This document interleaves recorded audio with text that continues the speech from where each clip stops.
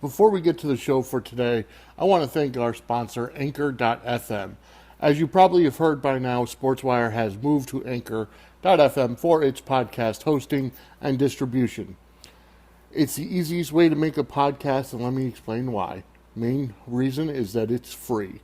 There are creation tools that allow you to record and edit your podcast right from your phone or your computer, and then Anchor will distribute your podcast for you so it can be heard on any platform there is. Spotify, Apple Podcasts, Stitcher, Google Podcasts, anywhere. You can make money from your podcast with no minimum listenership, and it's everything you need to make a podcast all in one place. So take it from me, Vinny Apicella from the Sports Wire.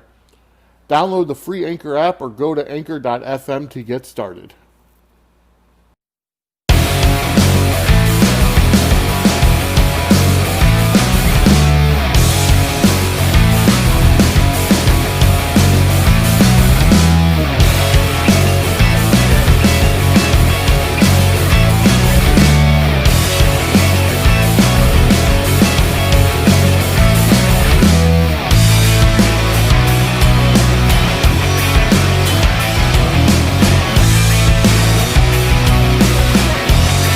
Ladies and gentlemen, boys and girls, children of all ages, you are listening to the most electrifying podcast in all of internet radio today. You are listening to the Sports Wire. Today is Wednesday, November 20th. Good golly, Miss Molly, November 20th already, 2019. November's already 2/3 of the way over. We are 8 days away from Thanksgiving. And boy, the Twitter crap has hit the fan again. My name is Vinny Apicella, and I'm here with you. I decided to go on and do a later show today as opposed to recording in the middle of the night because, well, I was sleeping last night, and tonight are my nights off. So on Wednesdays and Thursdays, prepare to hear Sports Wire episodes during the day. But anyways, so now I had not watched the NWA Powerrr episode that was released yesterday. I didn't get a chance to watch it yesterday, and holy crap, the Twitter trolls are at it again. All right, so during the episode, there was a match between Trevor Murdoch and Nick Aldis, who was the NWA World Champion. And during the match, Jim Cornette made a comment, which is one of his, I wouldn't say it's one of his staples, but it's something he's said before. And he said to the fact that Trevor Murdoch is so tough that he would jump on a motorcycle or motorbike with a bucket of fried chicken strapped to his back, driving in the middle of Ethiopia, okay, or thereabouts. I'm paraphrasing. And wouldn't you know it, there are all these snowflakes that were so offended by it. And oh my gosh, Jim Cornette is racist, and there's a racist comment on NWA Powerrr, and blah, blah, blah, blah, blah, blah, blah, blah. Okay. So let's unpack this. First of all, Jim Cornette is a liberal Democrat. Fully left-wing. He's, Barack Obama is his hero, okay? And he hates President Trump and this, that, the other thing, okay? We do not see eye to eye when it comes to politics. As I am a fiscally conservative, socially liberal person, and I gear more towards the right wing, the red side, the Republicans. I voted for President Trump, and I will vote for him again in 2020. However, that does not stop me from also supporting Jim Cornette. As a wrestling historian, he is a great mind for the business. Okay? He's a heel. He says jokes for a living. Part of his job, being a color commentator, and for the most part, the traditional color commentary role played by a heel. Okay? He provides color. Sometimes it's off color, but it's color. Okay? It's okay to be to say stuff that's off color or quote unquote offensive. Okay, so here's the thing. He made a joke. Okay? Number one, he didn't say anything about black people. He did not say anything about, the southern black people are gonna, jump all over him if you got a bucket of fried chicken stuck. No, he didn't say anything stereotypical about southern United States black people. Okay? He joked about the starving people in Ethiopia. And, how Trevor Murdoch would go through a starving place. It's like the idea, this is why I put out a tweet the other day saying I'm just going to watch wrestling for the entertainment.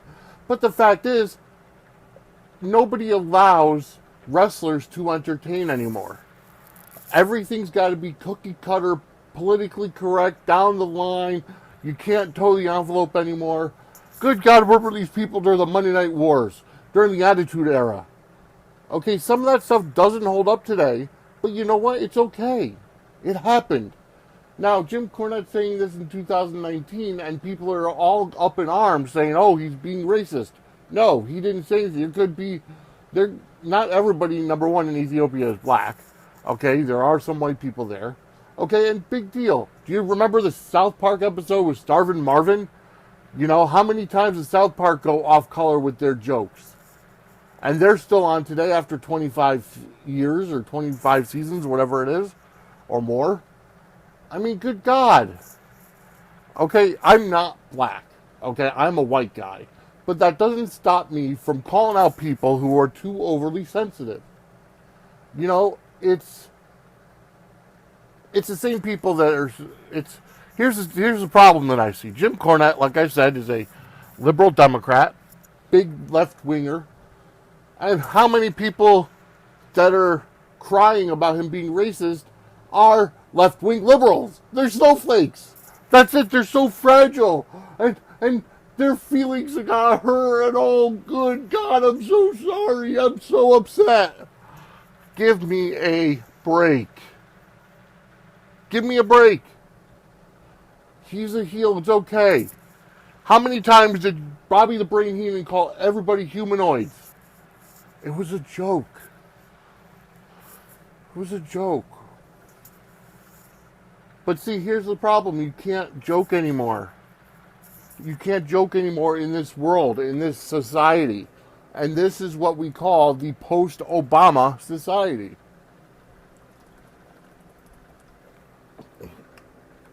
And yeah, I said it. It's post-Obama because Obama came in as a liberal Democrat, okay? And he made it so everybody had to be PC. Everybody had to be politically correct. You couldn't say anything off color anymore. Listen, okay, and people are putting out this thing where Jim Cornette said, the N-word one time in referring to somebody. I'm sure he was telling a story of some sort, taken completely out of context. Okay. Here's the deal. You have a rapper like Eminem, who's a white guy, who says the N-word in every one of his freaking songs multiple times, until you get offended by that. But no, he sings rap. That's what I shouldn't say all, but that's what those people that get offended by that word listen to. So here's the deal. Until you level the playing field, and what about stopping saying the word in general?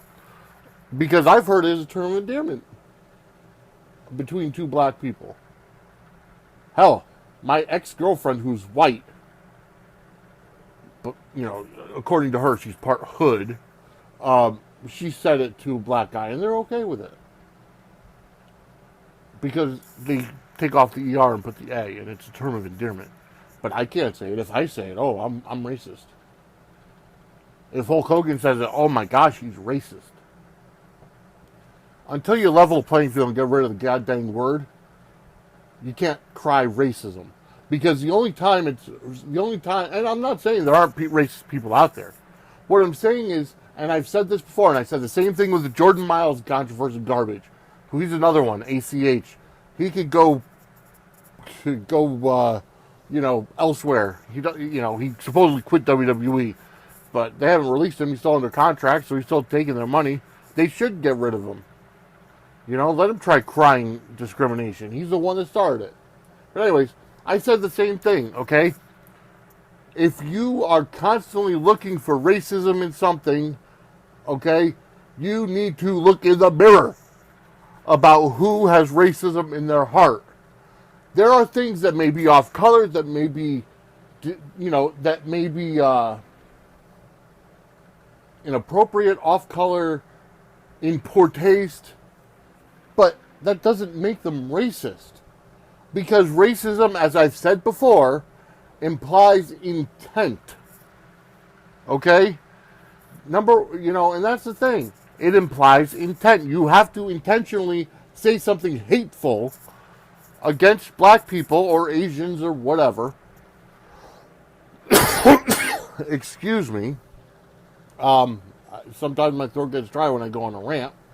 But sometimes people say things because they're meant to be taken as a joke, or they do something that looks good regardless, and they do so innocently, or they say it innocently. Jim Cornette, during his commentary, did not say one dang thing about, oh, you know what, I'm going to make all the black people mad at me. Or, you know what, I can't stand those black people anymore, so, I can understand that, and these guys, or even if he said, you know what, he would drive through southern Louisiana with fried chicken strapped to his back. That's the difference. He didn't talk about southern United States black people. He talked about Ethiopia. Was it in poor taste about the starving Ethiopians? Sure. Whatever. But you know what? It wasn't racist. Okay? It was a joke. How many comics out there? Could you imagine all these snowflakes here when George Carlin was alive and saying his rants and saying his comedy? Or Sam Kinison. I mean, those guys were offensive all the time, but nobody cared. And that's the thing. In this post-Obama, which I was almost about to say post-apocalyptic, which is about the same thing, in this post-Obama PC society, okay, nobody can say anything without offending somebody.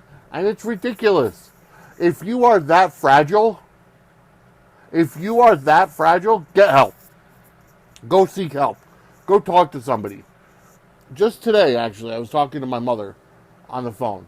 Okay, and my son hasn't been doing his homework, and, that's kind of upsetting because his grades are slipping. Apparently, yesterday in class, he talked to, the social worker came in to see him. There's 10 minutes of class left or whatever. And his teacher in front of the class said, I'm sorry he's doing his work now because he doesn't seem to do his work at home. Again, I'm paraphrasing because I wasn't there. Okay? And my mother's like, oh, you know what? I'm going to call him out. I'm going to call her out on him when I talk to her. And, she should not have said that. And whatever. I said, you know what? No. Because I told my mother, I said, you know what?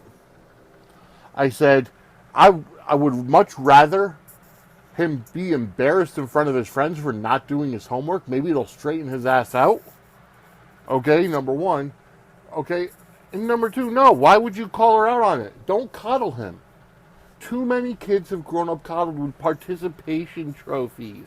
Oh, I'm sorry. Your team came in last. Well, you still played and you did good, so here's the trophy. No. Absolutely not. I hate this participation trophy culture. Okay? It's ridiculous. And, so I told my mother, I said, no. I said, he needs to get used to the fact of having his feelings hurt. And that's the thing. Now, too many people have grown up to the point where they have not gotten their feelings hurt because, oh, they're so sensitive. Everybody's coddling everybody nowadays. Okay? And that's just it. Adios. Goodbye. That doesn't, how are you going to, what's going to happen when you go for a job and something happens and your boss calls you out in front of people? Oh, they hurt my feelings. So, with that said, I firmly support Jim Cornette. And apparently he had to resign from the NWA, or he was forced to resign or whatever because of this. Here's the problem. You have the AEW idiots And I'm going to say that because while I watch the show and I watch wrestling and I go over it, and I love wrestling. I do. I love Chris Jericho. Chris Jericho is awesome. In my opinion, he's one of the greatest of all time. I like Cody Rhodes. John Moxley's getting on my nerves with all this, garbage, lights out stuff. I don't like Omega or the Young Bucks, but I like Jay Hager. I'm starting to like Sammy Guevara. I like what they're doing with SCU. I like Nyla Rose. I like a lot of the AEW stuff. But the problem is, it's the fans. Okay? It's the culture of, I want to get what I want. Well, it doesn't work that way. And that's why people are so upset at the WWE. Now, I'm not saying that the WWE is perfect. I'm not saying that. There's flaws. There could be better writing, better booking. But here's the thing. Do you remember back in, I think it was 2014? 2014 or 2015? I think it was, 2014. Or no, 15 rather. 2015. Royal Rumble. Philadelphia, Pennsylvania. Okay? All the people in the yes movement. Daniel Bryan. Yes. Yes. Yes. And everybody's like, oh, he better win the Royal Rumble. Roman Reigns wins the Royal Rumble. The Rock comes out to support his cousin. And the people turned on Roman Reigns because they didn't get what they wanted. That's the wrong idea to have. It's okay to boo. It's okay to be upset. But when you think you can hijack a show, hijack a company because you're upset with something they did towards a storyline, who knows? They could have had Roman Reigns versus Daniel Bryan at the next pay-per-view to determine who's going to WrestleMania. They could have done that. That could have been their thing the whole way. But people turned on Roman Reigns because they were upset because their indie darling Daniel Bryan didn't win the Royal Rumble. And then the previous year with 2014 with Batista winning the Royal Rumble, and now I get that he's a part-timer. There was no reason for him to win. Okay, that one of the reasons why CM Punk walked out. I understand that completely, but at the same time, what's the story? Where's it going? And the same thing with the Hell in a Cell ending. It's like, all right, yeah, the ending sucked. You can't have a ref stoppage in a Hell in a Cell. But WWE, admittedly, WWE put themselves into a box with that match. They shouldn't have done it. Not this early. Build the Fiend up a little bit. Okay, but it's in the past now. What did they have planned for afterwards? Like, what was the story? The story was the referee thought Bray Wyatt, the Fiend, was hurt so badly he stopped the match. Okay? And then the Fiend showed that he was supernatural and had the powers to overcome and still started beating up Seth Rollins. That's the story. Be like, oh my God, the Hell in a Cell sucked and this and that. Full gear last week with AEW. MJF throws in the towel on Cody. Oh my gosh, he just screwed him. That was a horrible ending. Well, wait a minute. Now they just got a new feud out of it. MJF and Cody. So, here's my advice to wrestling fans. Watch the show for entertainment. Don't try to be a booker. And if you get offended easily, if your skin is too soft, don't watch it. And if you do get offended, keep it to yourself because nobody else wants to hear whining and crying. Okay? That's all there is to it. I'm sorry, but I'm tired of people, of snowflakes who are trying to ruin the industry of professional wrestling, sports entertainment, because they're thin-skinned. Now, if somebody came out against Italians, I'm full-blooded Italian. Somebody came out and said, oh, you guys are all just mafia guys. All Italians are mafia. Or you're all guineas. Or whatever. Why am I going to get offended by that? It's meant to piss me off. It's meant to. That's the whole point of being a freaking heel. Oh, good golly, Miss Molly. This was a rant-filled show because I'm tired of wrestling fans. And that's just all there is to it. I'm tired of the wrestling fans that think they can change things the way they want because they cry and they whine and bitch and moan and complain. Watch wrestling for entertainment. If you don't like it, don't watch it. End of story. And that's it. Alright, it's been long one. Next Monday, I'm going to have a special guest interview with, actually it'll probably be Tuesday's episode, but either way, next Monday I'm going to be having an interview that'll probably air on Tuesday with the author of WCW Nitro, or of Nitro, the rise and inevitable fall of Ted Turner's WCW, Guy Evans. I'll be having an interview with Guy Evans next week. I hope you all tune into it. Follow me on Twitter at @VApicella_SWE. Follow SportsWire on Twitter and Instagram at SportsWireAudio. You can go to sportswireaudio@gmail.com to email me any thoughts or anything you may have. Go to our anchor.fm page. You can go ahead and sponsor the show, or support the show, I should say. Go over and donate to the No Shave November charity that I'm going with this week or this month. And you could also leave a voice message that I can play on the show. There's a lot of stuff on there for you to do. And you can get there by going to either anchor.fm and searching SportsWire, or you can go to www.sportswireaudio.com. All right, with all that being said, I hope you enjoyed the show. And I'm not trying to piss people off. I'm not racist. Okay? I have black friends, I have white friends, I have Chinese friends, I have Asian, whatever. I have friends of every different background you could think of. And I love them all with all my heart. And they know that there are times that sometimes stereotypes make good jokes. I'm a fat guy. I like to eat. So when somebody says, oh, you'll eat everything in sight, it's a joke. It's a joke. Get your senses of humors back. People need a sense of humor nowadays. Instead of having to stick up their ass, making them walk up tight. All right. That's it for my rant today. Again, my name is Vinny Apicella. Thank you for listening. Thank you for downloading on SportsWire and every podcast platform that you can find. And I will talk to y'all tomorrow, right here on the SportsWire.